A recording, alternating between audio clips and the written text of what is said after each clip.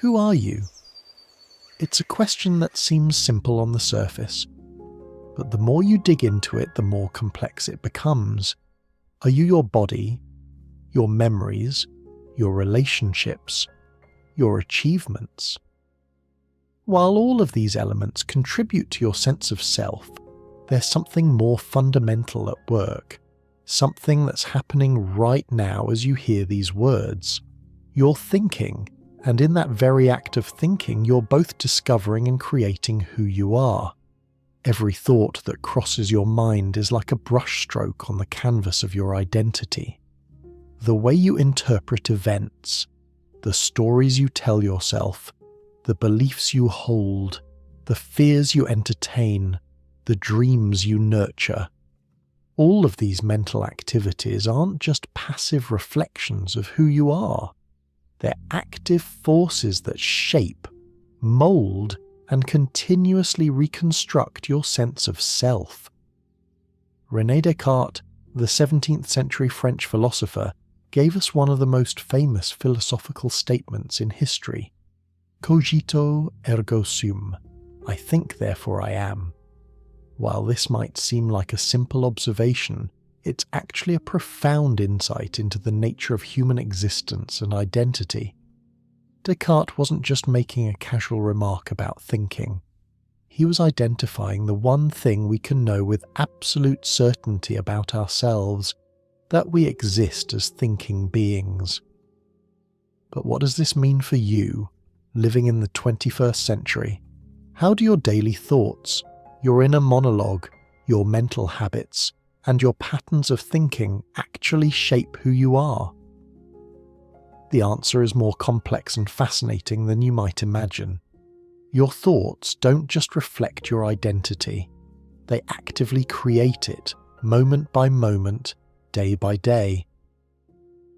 The Cartesian Foundation, understanding I think therefore I am. To understand how your thoughts shape your identity, you need to grasp what Descartes was really getting at with his famous statement. Picture yourself in a moment of radical doubt, questioning everything you think you know about the world, about others, even about your own body. You might wonder, how do I know that what I see is real? How do I know that other people exist? How do I know that my memories are accurate? Descartes pushed this doubt to its logical extreme. He imagined the possibility that everything he experienced might be an illusion created by some powerful deceiver. But even in this state of radical skepticism, he realized there was one thing he couldn't doubt, the fact that he was doubting. And to doubt he had to think, and to think he had to exist as a thinking being. This is where you come in. Right now, as you read these words, you're engaging in the same fundamental process that Descartes identified. You're thinking, and in thinking, you're affirming your existence. But it goes deeper than that. Every thought you have is not just proof that you exist. It's a contribution to who you are. When you think about your favorite movie, you're not just processing information. You're defining your taste, your values, your aesthetic preferences. When you worry about tomorrow's presentation, you're not just anticipating the future. You're revealing your concerns, your ambitions, your relationship with uncertainty. Every thought is simultaneously a reflection of your identity and a force that shapes it. The architecture of mental self-construction. Your mind is constantly building and rebuilding your sense of self through what you might call identity thoughts. Those ongoing mental processes that define, refine, and sometimes redefine who you are. Think of your consciousness as an architect, and your thoughts as both the blueprint and the construction materials for the building that is your identity. This construction process isn't random or chaotic. It follows certain patterns and principles that you can observe in your own mental life. When you encounter a new situation, your mind immediately begins working to integrate this experience into your existing sense of self. You ask questions, often without realizing it. How does this relate to who I am? What does my reaction to this say about me? How should someone like me respond? These aren't just idle mental activities. They're the fundamental operations through which your identity takes shape. Every time you make a judgment, form an opinion, or even just notice your own reaction to something, you're engaging in what philosophers call self-constitution. You're literally constituting yourself as a particular kind of person through the quality and content of your thoughts. Consider how this works in practice. When you choose to help a stranger who's struggling with heavy bags, you're not just performing a kind act, you're reinforcing your identity as a helpful person.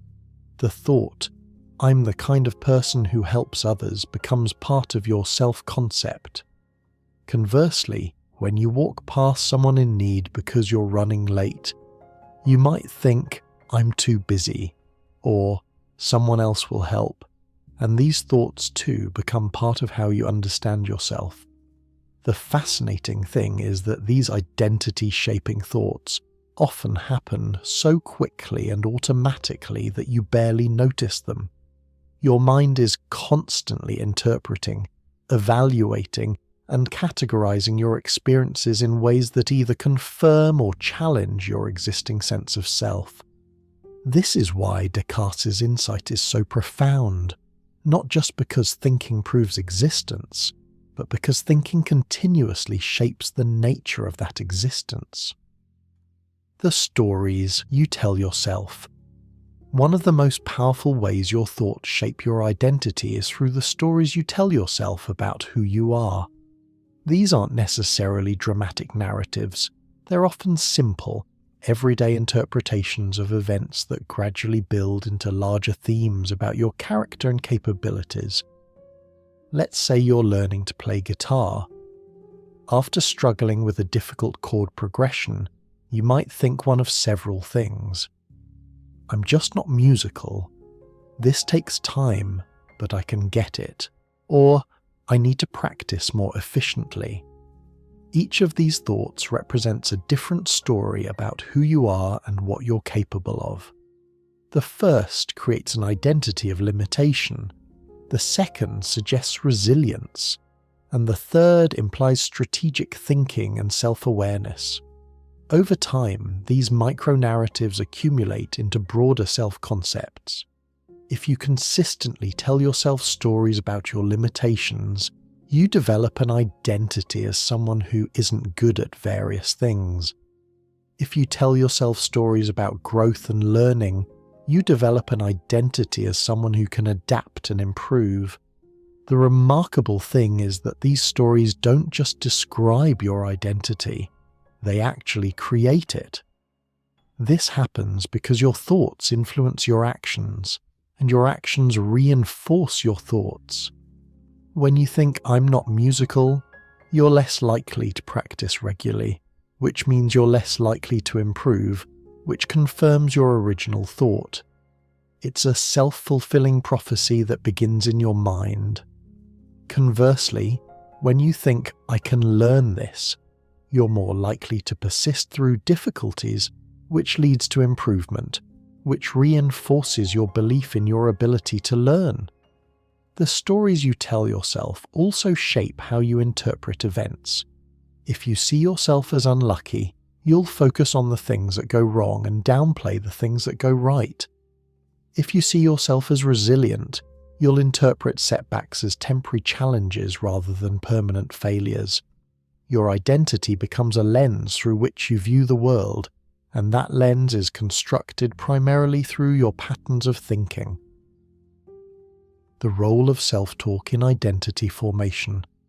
Your internal dialogue, that constant stream of self-talk that runs through your mind, is perhaps the most direct way your thoughts shape your identity. This inner voice isn't just commentary on your experiences, it's actively constructing your sense of self through the language it uses and the tone it takes. Pay attention to how you talk to yourself throughout the day. Do you speak to yourself with kindness and encouragement, or with criticism and doubt? Do you use empowering language that suggests agency and capability, or limiting language that implies helplessness? The answers to these questions reveal how you're using your thoughts to build your identity. If your self-talk is predominantly negative, "I always mess things up, I'm so stupid, nobody likes me," you're using your thoughts to create an identity based on inadequacy and self-doubt.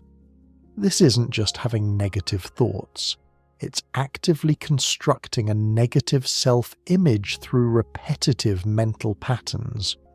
On the other hand, if your self-talk is generally supportive and realistic, "That didn't go as planned, but I can learn from it. I handled that situation well. I'm getting better at this." You're using your thoughts to build an identity based on growth, competence, and self-compassion. The language you use in your self-talk is particularly important. When you say "I am" rather than "I feel," you're making a statement about your identity rather than your temporary state. "I am anxious" suggests that anxiety is part of who you are, while "I feel anxious" suggests that anxiety is something you're experiencing. This might seem like a subtle distinction, but it has profound implications for how you understand yourself. Similarly, the way you talk to yourself about your abilities shapes your identity. "I can't do math" creates a fixed identity around mathematical inability, while "I haven't learned this math concept yet" suggests that your current state is temporary and changeable. Your self-talk is literally programming your identity through the language patterns you habitually use. Beliefs as identity anchors. Your beliefs, those deep convictions about how the world works and what's true, serve as anchors for your identity.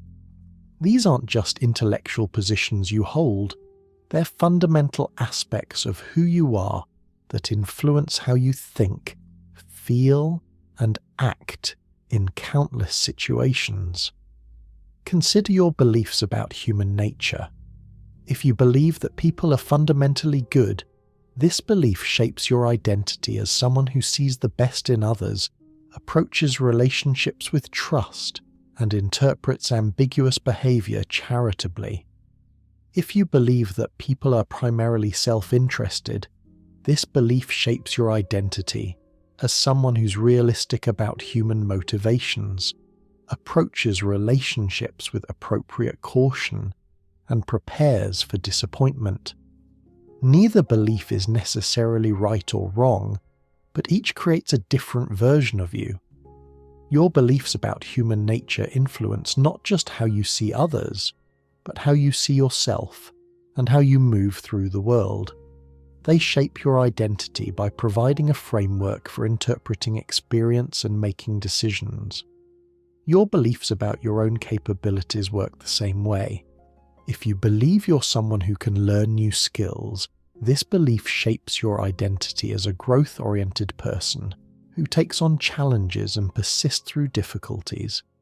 If you believe your abilities are fixed, this belief shapes your identity as someone who sticks to what you know and avoids situations where you might fail. The powerful thing about beliefs is that they often operate below the level of conscious awareness. You might not even realize that you hold certain beliefs about yourself and the world, but they're constantly influencing your thoughts, and through your thoughts, your identity.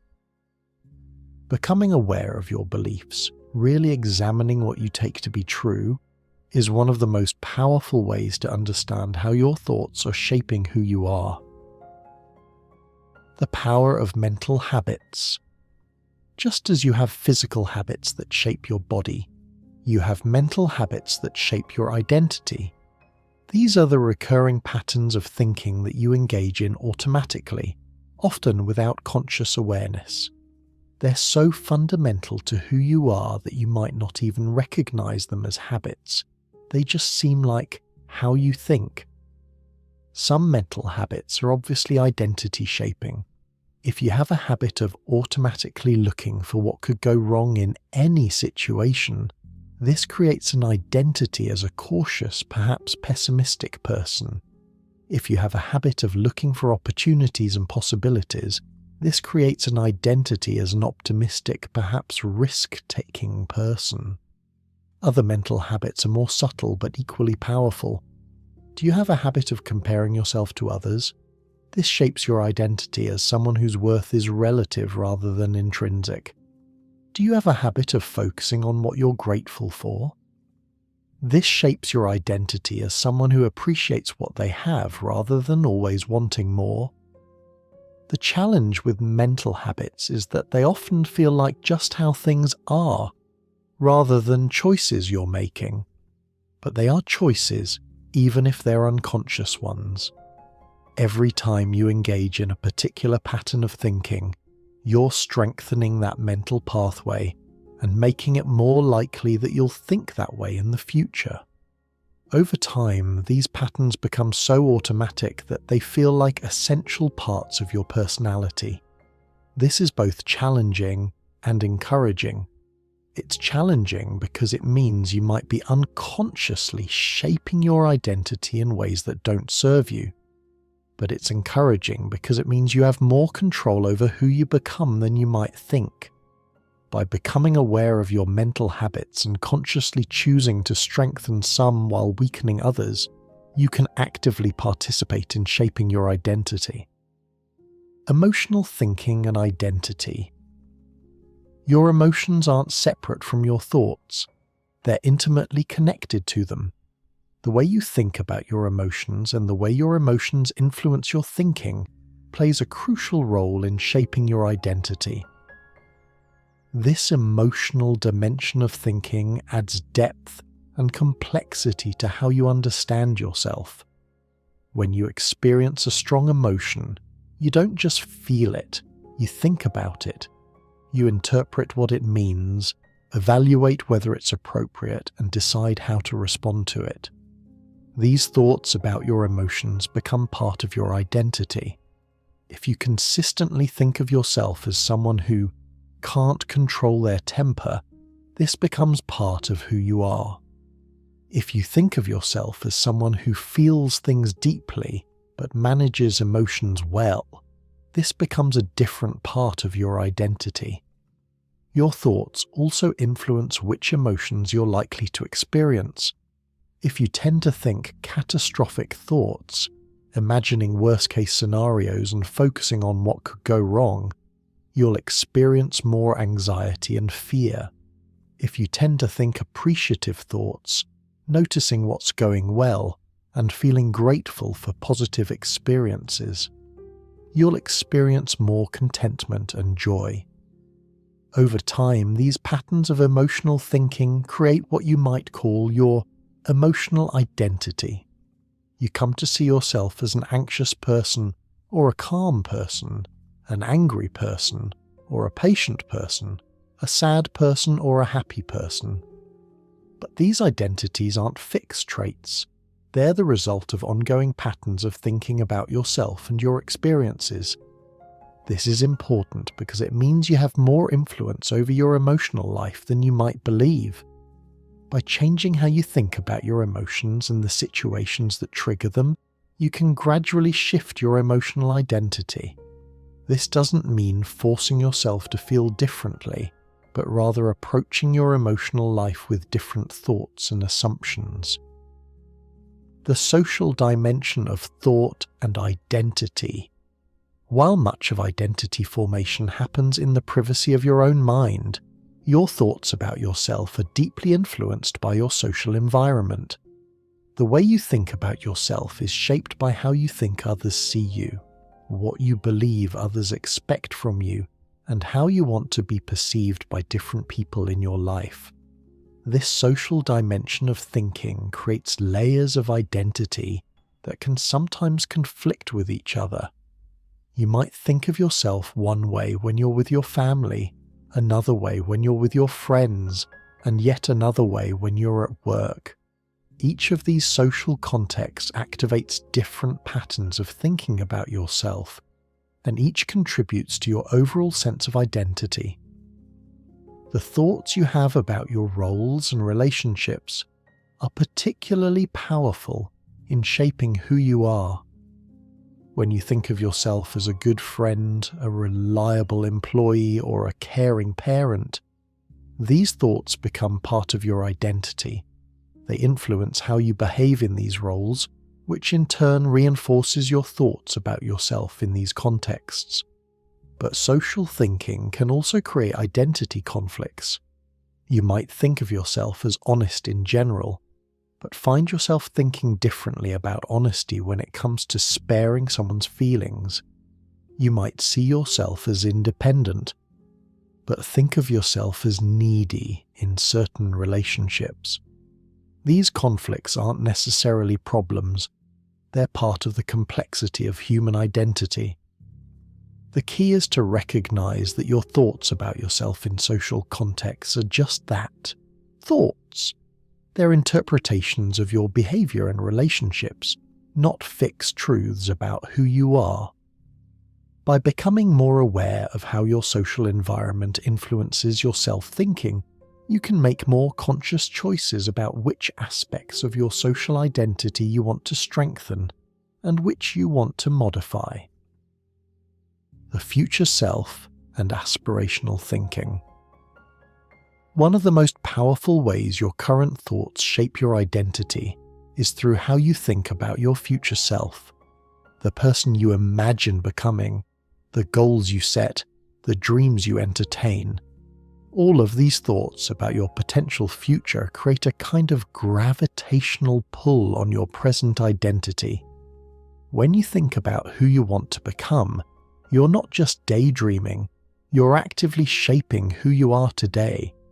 If you consistently think about becoming a more patient person, these thoughts influence how you interpret your current behavior and how you respond to situations that test your patience. The thought, "I'm working on becoming more patient," creates a different identity than "I'm just an impatient person."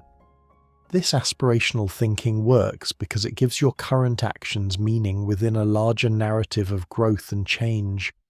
When you see your present self as a work in progress rather than a finished product, your mistakes become learning experiences rather than evidence of fundamental flaws, and your successes become stepping stones rather than temporary lucky breaks. The goals you set and the dreams you pursue also shape your identity through the thoughts they generate. If you're working toward becoming a writer, the thought, "I'm a writer," even if you haven't published anything yet, shapes how you spend your time, what you pay attention to, and how you see yourself. The identity begins with the thought, not with external validation. This is why it's important to be intentional about your aspirational thinking. The futures you imagine and work toward aren't just destinations. They're forces that shape who you're becoming right now. By thinking carefully about who you want to be, you're actively participating in creating that identity. The challenge of negative thought patterns. While your thoughts have tremendous power to shape your identity in positive ways, they can also trap you in limiting or destructive patterns. Negative thought patterns, those recurring mental habits that focus on what's wrong, what's lacking, or what's impossible, can create identities based on limitation, fear, and inadequacy. Some of the most common negative thought patterns include catastrophizing, imagining the worst possible outcomes, personalizing, taking blame for things that aren't entirely your fault, and all or nothing thinking, seeing situations in black and white rather than recognizing complexity. Each of these patterns creates a different kind of limiting identity. Catastrophizing creates an identity as someone who lives in fear of what might go wrong. When your thoughts consistently focus on potential disasters, you develop a sense of yourself as vulnerable and the world as dangerous. This identity then influences how you approach opportunities, relationships, and challenges. Personalizing creates an identity as someone who's responsible for things beyond their control. When your thoughts consistently blame you for negative outcomes, even when multiple factors were involved, you develop a sense of yourself as inadequate or somehow flawed. This identity then influences how you interpret setbacks and how much responsibility you take for situations. All or nothing thinking creates an identity as someone who either succeeds completely or fails entirely. When your thoughts don't recognize partial success or gradual progress, you develop a sense of yourself as either winning or losing with no middle ground. This identity then influences how you set goals and evaluate your performance. The challenge with negative thought patterns is that they often feel accurate rather than chosen. When you're in the grip of catastrophic thinking, the disasters you're imagining feel real and likely. When you're personalizing a setback, the self-blame feels justified.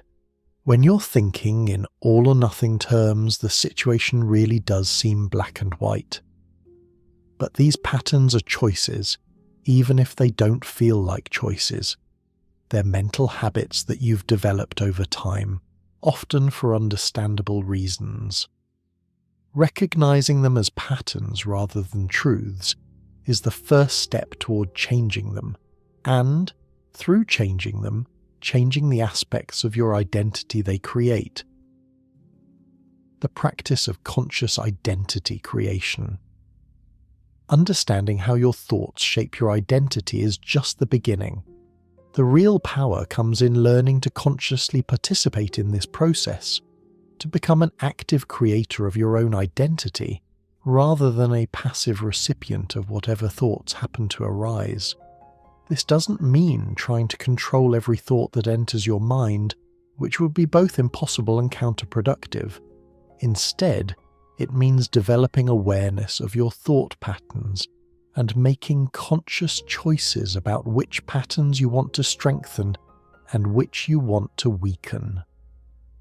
One of the most effective ways to practice conscious identity creation is through what you might call identity affirmation, regularly thinking thoughts that reflect who you want to become. This isn't about lying to yourself or ignoring reality, but about consciously choosing to focus on thoughts that support your growth and development. For example, if you want to develop more confidence, you might make a practice of noticing and acknowledging your successes, even small ones. Instead of dismissing a compliment with, "It was nothing," you might think, "I did handle that well," or "I'm getting better at this." These thoughts don't ignore your areas for improvement, but they help create an identity as someone who's capable and growing. Another powerful practice is what you might call thought curiosity, developing the habit of observing your own thinking with interest rather than judgment. When you notice a limiting thought pattern, instead of criticizing yourself for having it, you might think, "That's interesting.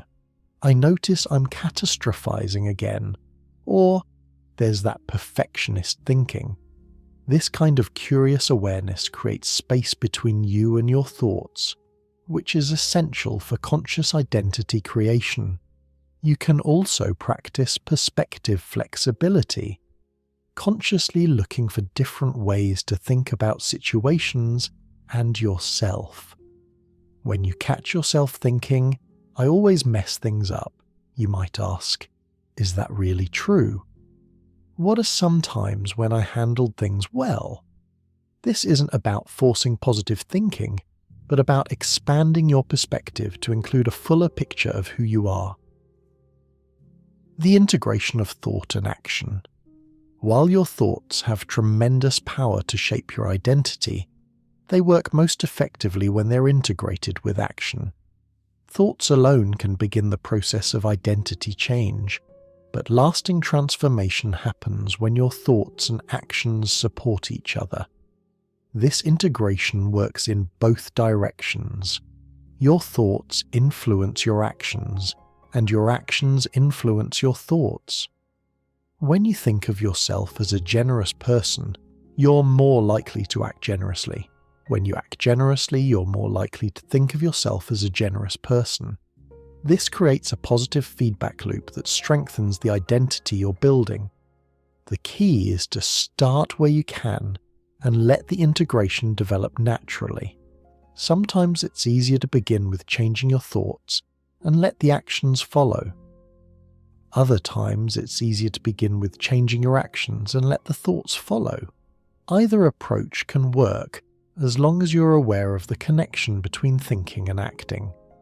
For example, if you want to develop an identity as someone who's physically fit, you might start by changing how you think about exercise. From "I hate working out" to "I'm building strength and health." These new thoughts make it easier to take action. Or you might start by taking small actions, walking for 10 minutes each day, and let the thoughts, "I'm someone who exercises," develop from the behavior.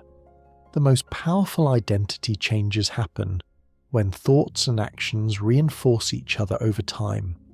This is why it's important to be patient with the process and to recognize that identity change is usually gradual rather than sudden. Each thought that supports your desired identity makes the next supportive action more likely, and each action that reflects your desired identity makes the next supportive thought more natural. Living the Cartesian insight. Returning to Descartes' fundamental insight, "I think, therefore I am." You can see how profound and practical this observation really is. You don't just think and therefore exist, you think and therefore become. Your thoughts aren't just proof of your existence. They're the primary tool for shaping the nature of that existence. This puts tremendous responsibility in your hands, but also tremendous opportunity. If your thoughts shape your identity, then by consciously engaging with your thinking, you can consciously participate in creating who you become. You're not just a passive observer of your own mental life, you're an active participant in your own becoming. This doesn't mean you can think your way into any identity you choose, regardless of your circumstances or limitations. But it does mean that within the constraints of your situation, you have far more influence over who you become than you might have realized. The person you are tomorrow will be shaped by the thoughts you think today. The practical implications of this insight are enormous. It means that changing your life often begins with changing your thinking. It means that the most important conversation you have is the one you have with yourself. It means that your mental habits are just as important as your physical habits, if not more so. It also means that you're constantly in the process of becoming. Your identity isn't fixed, it's fluid and dynamic, shaped by the ongoing flow of your thoughts. This can be both liberating and daunting. It's liberating because it means you're not trapped by who you've been. It's daunting because it means you're always responsible for who you're becoming. The paradox of self-awareness and identity. One of the most fascinating aspects of how your thoughts shape your identity is the paradox that emerges when you become aware of this process. Once you recognize that your thoughts are actively creating who you are, you face a curious situation. The very act of observing your thoughts changes them, which in turn changes the identity they're creating. This is what philosophers call the observer effect in consciousness. When you start paying attention to your thought patterns, you inevitably alter them. The thought, "I notice I'm being self-critical," is different from simply being self-critical without awareness. The moment you become conscious of a mental habit, you've already begun the process of changing it. This creates an interesting spiral of self-awareness. As you become more conscious of how your thoughts shape your identity, you develop an identity as someone who's self-aware and intentional about their mental life. This new aspect of your identity then influences how you think about thinking itself. You might find yourself becoming more curious about your own mental processes, more interested in psychology and philosophy, more committed to personal growth. But this paradox can also create challenges. Sometimes, becoming too aware of your thought processes can make you feel like you're living in your head rather than in the world. You might find yourself constantly analysing your thoughts instead of simply experiencing life. The key is finding a balance between awareness and spontaneity, between conscious identity creation and natural self-expression. The solution isn't to abandon self-awareness, but to hold it lightly. You can be conscious of your thought patterns without being obsessed with them.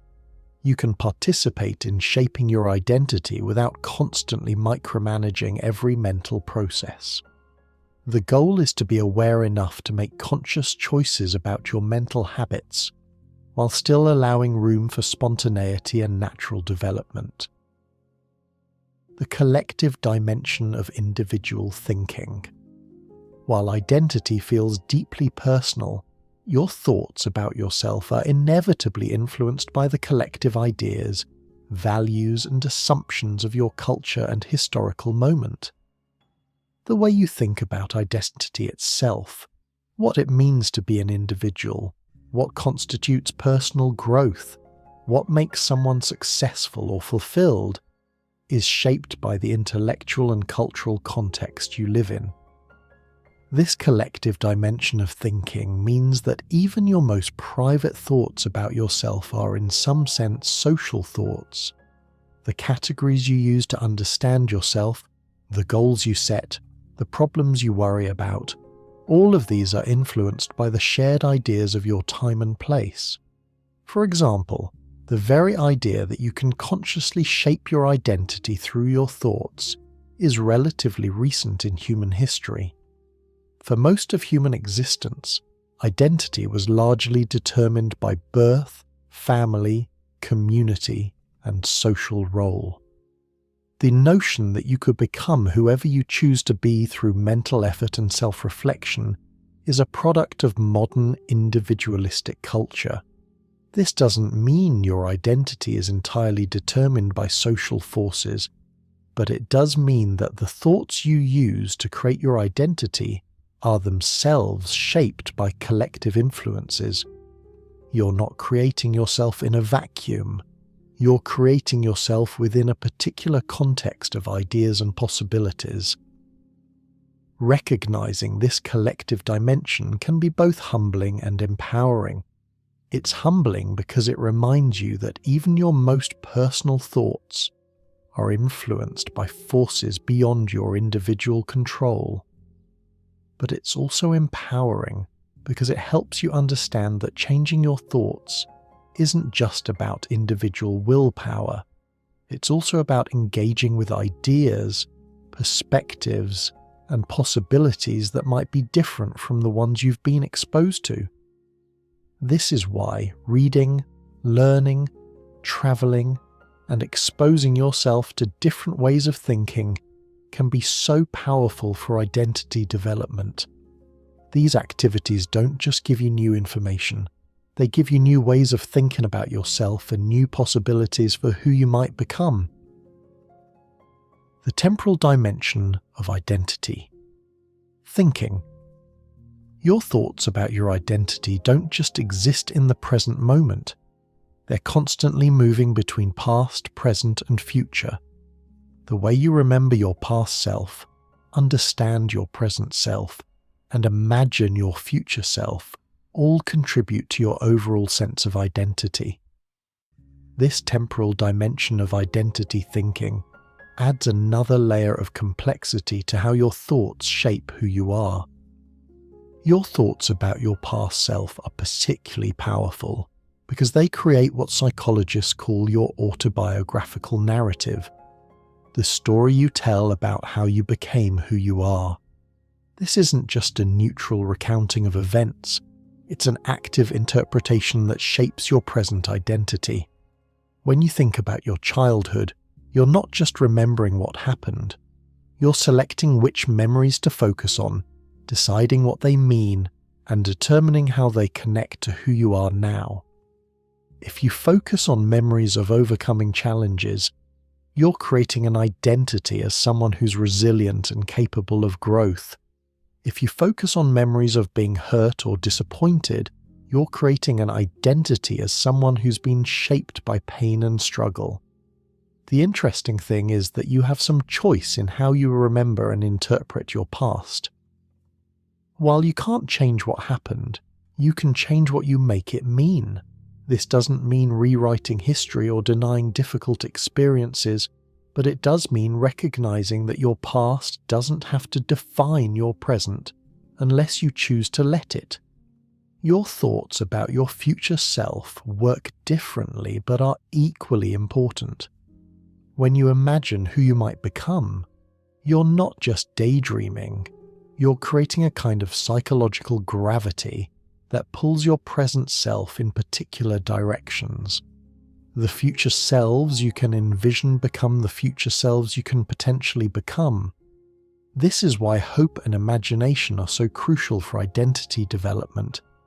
If you can't imagine yourself changing or growing, you're unlikely to change or grow. If you can vividly imagine yourself becoming more confident, more skilled, more compassionate, or more fulfilled, these images become forces that shape your present thoughts and actions.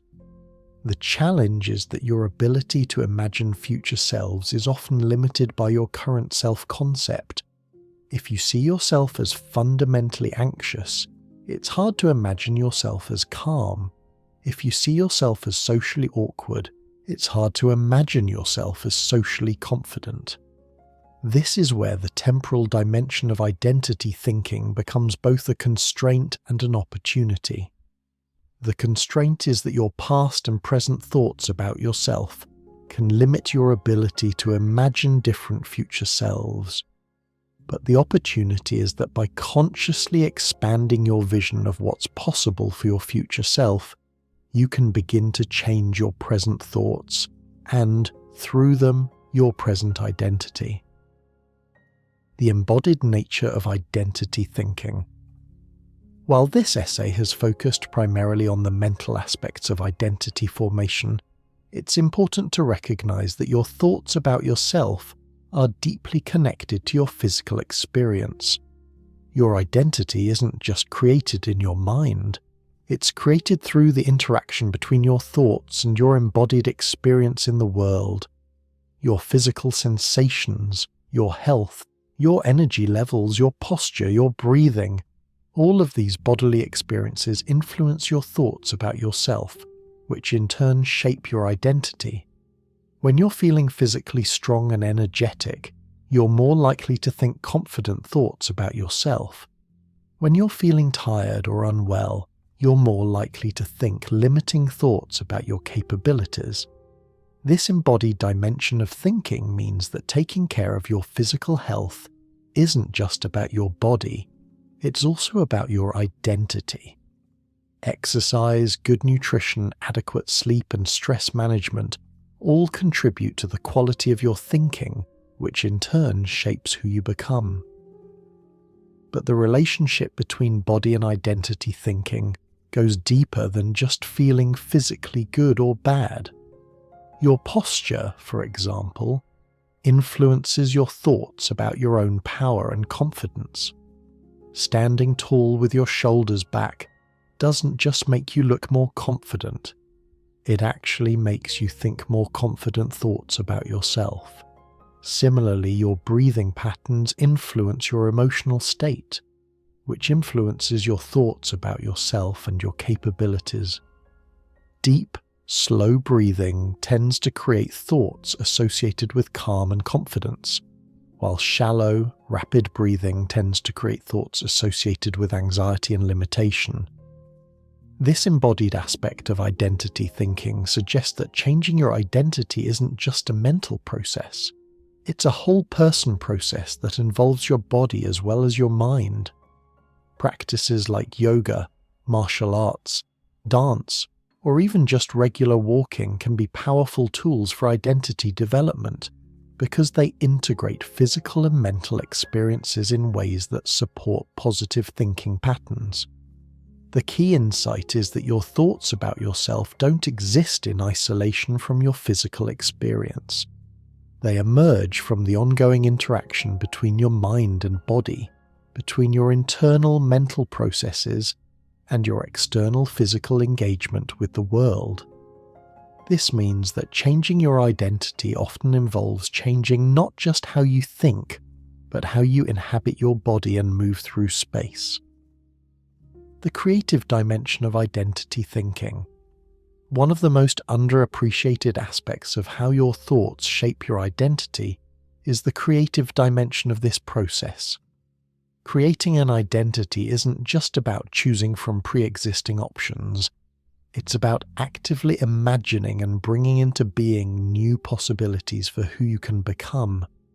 This creative aspect of identity thinking is most obvious in moments of major life transition. When you're starting a new career, entering or leaving a relationship, moving to a new place, or facing a significant challenge, you often have to imagine new versions of yourself that don't yet exist. You have to think your way into new ways of being. But creativity and identity thinking isn't limited to major transitions. It's happening all the time as you encounter new situations, meet new people, and face new challenges. Each time you think, I wonder what it would be like to be the kind of person who, you're engaging in creative identity thinking. This creative dimension means that your identity isn't just discovered, it's invented. You're not just finding out who you really are, you're actively creating who you become. This puts you in the role of artist as well as artwork, creator as well as creation. The tools of this creative process are the same tools that any artist uses: imagination, experimentation, and practice. You imagine new possibilities for yourself, you experiment with different ways of thinking and being, and you practice the thoughts and behaviors that support the identity you're creating. Like any creative process, identity creation involves both inspiration and discipline. Sometimes new ideas about who you could become arise spontaneously, like flashes of insight or inspiration. Other times, you have to work deliberately and consistently to develop new aspects of your identity, like any artist working to master their craft. The creative dimension of identity thinking also means that there's no single right identity for you to discover. Just as there's no single right painting for an artist to create, there's no single right identity for you to become. There are many possible versions of yourself, and the one you become depends largely on which possibilities you choose to imagine and pursue. This can be both liberating and overwhelming. It's liberating because it means you're not trapped by any external definition of who you should be. But it's overwhelming because it means you have to take responsibility not just for discovering yourself, but for creating yourself. The ethical dimension of identity thinking. As you become more aware of how your thoughts shape your identity, you inevitably encounter ethical questions about this process. If you have significant influence over who you become through your thinking patterns, what responsibility do you have to develop certain qualities rather than others? What kind of person should you choose to become? These aren't just abstract philosophical questions. They have practical implications for how you engage with the process of conscious identity creation. Should you focus on developing qualities that serve your own happiness and success, or qualities that benefit others and contribute to society? Should you try to become the person you want to be, or the person you think you ought to be? The ethical dimension of identity thinking becomes particularly complex when you consider the impact your identity has on others. Your thoughts about yourself don't just shape who you become, they influence how you treat other people, what you contribute to your community, and what kind of world you help create. If you develop an identity based on superiority and competition, this influences how you interact with others and what you contribute to the collective human experience. If you develop an identity based on compassion and service, this creates different impacts on the people around you and the communities you're part of. This suggests that identity thinking isn't just a personal matter, it's also a social and ethical matter. The way you choose to think about yourself and shape your identity is, in some sense, a moral choice that affects not just your own life, but the lives of others. This doesn't mean you should ignore your own needs and desires in favor of what others want you to become, but it does mean that conscious identity creation involves considering not just who do I want to be, but also what kind of person does the world need me to be, and how can I develop in ways that serve both my own fulfillment and the well-being of others. The ethical dimension also raises questions about authenticity and self-acceptance. If you can consciously shape your identity through your thinking, should you accept yourself as you are or work to become someone different? Is it more authentic to embrace your current qualities and tendencies, or to actively develop new ones? These questions don't have simple answers, but engaging with them is part of the process of conscious identity development. The goal isn't to find the right answers, but to think carefully about the ethical implications of your choices about who to become. The limitations and boundaries of thought-based identity change. While your thoughts have tremendous power to shape your identity, it's important to recognize that this power has limits. Understanding these limitations isn't discouraging. It's realistic and ultimately more empowering than believing you can think your way into any identity regardless of circumstances. One important limitation is the influence of your biology and genetics on your personality and capabilities. While you can significantly influence your identity through your thinking, you can't completely override your basic temperament, cognitive abilities, or physical characteristics. You're working with the raw material of who you are, not creating yourself from nothing. This means that conscious identity creation is more about developing and expressing your potential than about becoming someone completely different. You can learn to be more confident if you tend toward shyness, but you probably can't think your way into being an extrovert if you're fundamentally introverted. You can develop greater emotional regulation if you tend toward anxiety, but you probably can't eliminate anxiety entirely from your experience. Another limitation is the influence of your circumstances and environment. Your thoughts about yourself are shaped by your actual experiences and opportunities. If you're facing significant external challenges, poverty, discrimination, illness, or trauma, these realities influence both your thinking and your options for identity development. This doesn't mean that difficult circumstances prevent identity growth, but it does mean that the process might be more complex and require more support. Someone dealing with severe depression, for example, might need medical treatment and therapy alongside conscious identity work. Someone facing systemic discrimination might need to address external barriers as well as internal thought patterns. There are also limitations related to time and developmental stages. Some aspects of identity are more malleable at certain periods of life than others. Core personality traits tend to stabilize somewhat as you age, though they remain more flexible than was once believed.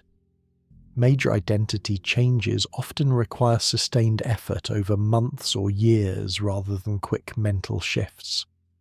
Recognizing these limitations doesn't diminish the power of thought-based identity change. It makes it more realistic and sustainable. When you understand that you're working within certain boundaries, You can focus your efforts more effectively and avoid the frustration that comes from expecting immediate or unlimited change. The key is to find the balance between accepting what you can't change and actively working to change what you can. This requires ongoing discernment about which aspects of your identity are worth trying to develop and which are better accepted as they are. Integration and ongoing practice. Understanding how your thoughts shape your identity is one thing. Integrating this understanding into your daily life is another. The real transformation happens not through intellectual understanding alone, but through ongoing practice and application of these insights. This integration process is necessarily gradual and ongoing rather than a one-time achievement. You don't just learn how to consciously shape your identity and then do it perfectly from that point forward. Instead, you develop increasing skill and awareness over time, with periods of progress and periods of falling back into old patterns. The key is to approach this as a practice rather than a project. Like learning to play an instrument or developing physical fitness, conscious identity creation requires regular attention and engagement. You get better at it over time, but it's never finished in the sense of being something you can achieve once and then forget about. Part of this ongoing practice involves developing what you might call identity awareness, the ability to notice your thoughts about yourself as they're happening. This isn't about constantly monitoring your mental activity, but about developing a background awareness of your thought patterns and their relationship to your sense of self. Another part of the practice involves what you might call identity experimentation, trying out new ways of thinking about yourself and seeing what happens. This might involve deliberately thinking more compassionate thoughts about yourself, experimenting with different self-talk patterns, or consciously focusing on aspects of your experience that support the identity you want to develop. The practice also involves developing tolerance for the discomfort that often accompanies identity change. When you start thinking about yourself differently, it can feel strange or uncomfortable at first. Old identity patterns might resist change, and you might find yourself reverting to familiar ways of thinking even when they don't serve you. This resistance is normal and doesn't mean you're doing anything wrong. Identity change often involves moving through periods of uncertainty and discomfort as old patterns weaken and new ones haven't yet solidified. Learning to stay present with this discomfort rather than immediately reverting to old patterns is an essential skill for conscious identity development. The ongoing nature of this work means that setbacks and challenges aren't failures, they're part of the process. When you notice yourself falling back into limiting thought patterns, you can treat this as information rather than evidence that you're not making progress. Each time you notice and redirect your thinking, you're strengthening your capacity for conscious identity creation, even if the particular moment feels like a step backward.